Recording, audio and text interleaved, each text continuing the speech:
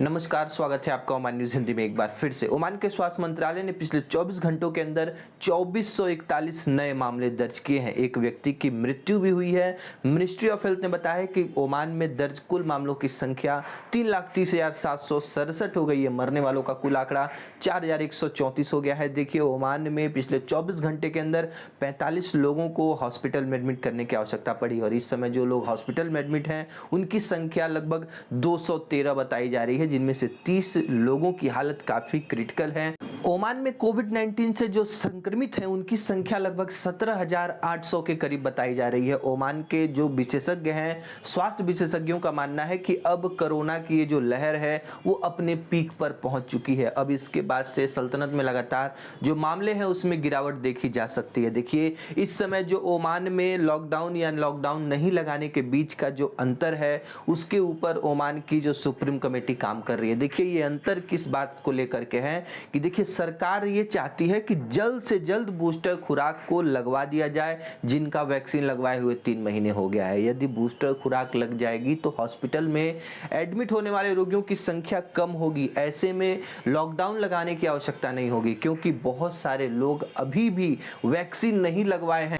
Oman के ministry of labour ने एक बहुत बड़ा कदम उठाया है प्रवासियों के कॉन्ट्रैक्ट को लेकर के। जी हां, प्रवासियों के कॉन्ट्रैक्ट का रजिस्ट्रेशन का जो समय सीमा था उसको अब बढ़ा दिया गया है। देखिए, लगातार रॉयल ओमान पुलिस के ऑफिसेस पे जो प्रवासी हैं वो लंबी लंबी कतारें लगाकर खड़े हुए थे। उनको अपना 6 अंकों का एक पिन नंबर बनवाने के लिए ये कतार लगाई जा रही थी। देखिए, इस पिन के बगैर जो रजिस्ट्रेशन है वो नहीं हो पाता और इसके लिए जो प्रवासी हैं वो लगातार लाइनों में खड़े हो रहे थे और समय सीमा लगातार खत्म हो रही थी, जिसको देखते हुए ओमान के श्रम मंत्रालय ने इस समय सीमा को 31 अगस्त 2022 तक बढ़ा दिया है। यानी कि ओमान में काम करने वाले प्रवासी, वो चाहे किसी भी कंपनी में हो, किसी भी कॉन्ट्रैक्टर के अंडर में हो, इनका जो कॉन्ट्रैक्ट को रजिस्टर करने का जो समय सीमा है अब वो 31 अगस्त 2022 तक किया जा सकेगा। इससे प्रवासियों को बहुत बड़ी राहत की सांस मिली है कि वे अपने काम पे भी ध्यान दे सकेंगे और कंपनियों के पास भी थोड़ा सा टाइम मिल गया है इनके कॉन्ट्रैक्ट को रजिस्टर कराने के लिए।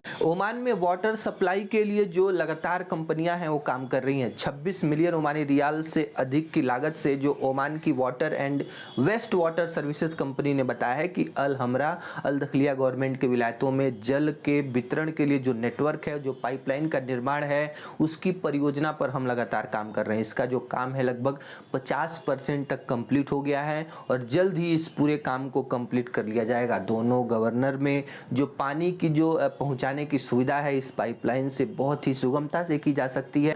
ओमरान समूह ओमान की एक बहुत ही प्रमुख होटल व्यवसाय में एक अग्रणी कंपनी है। देखिए, इन्होंने एक नया रिसोर्ट लॉन्च कर दिया है और ओमान के जो पर्यटन रणनीति 2040 के अनुरूप अपनी प्राथमिकताओं को लगातार ये आगे बढ़ा रहे हैं। इस समूह ने आधिकारिक तौर पर इस रिसोर्ट का उद्घाटन कर दिया है, जो कि बहुत ही शानदार वर्ल्ड क्लास सुविधाएं पर्यटकों को यहाँ पे प्रोवाइड कराएगा। देखिए, सरकारी अधिकारी भी यहाँ मौजूद रहे और उद्घाटन समारोह में बहुत सारे वरिष्ठ नेताओं ने भी भाग लिया।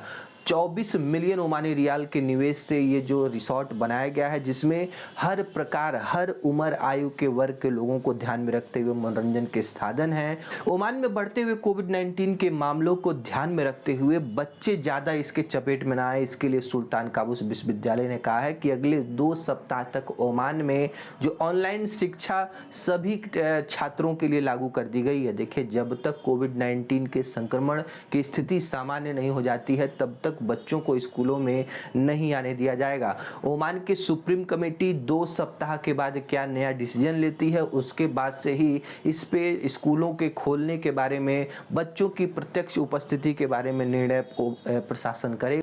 अल मौज मस्कट मैराथन 2022 इसको स्थगित कर दिया गया है। सुप्रीम कमेटी ने कहा है कि ओमान में आने वाले दिनों में जो सामूहिक सभाएं हैं, जो सार्वजनिक कार्यक्रम हैं या फिर खेल गतिविधियां हैं, इसमें बहुत ज्यादा लोगों को शामिल नहीं किया जा सकता। इससे कोरोना का विस्फोट होने की आशंका है और इससे जो स्वास्थ्य सुविधाएं हैं उस पर बहुत बुरा असर पड़ेगा। इसको ध्यान में रखते हुए जो अल मौज मस्कट मैराथन 11 और 12 फरवरी को आयोजित होनी थी मस्कट में, इसको रद्द कर दिया गया है।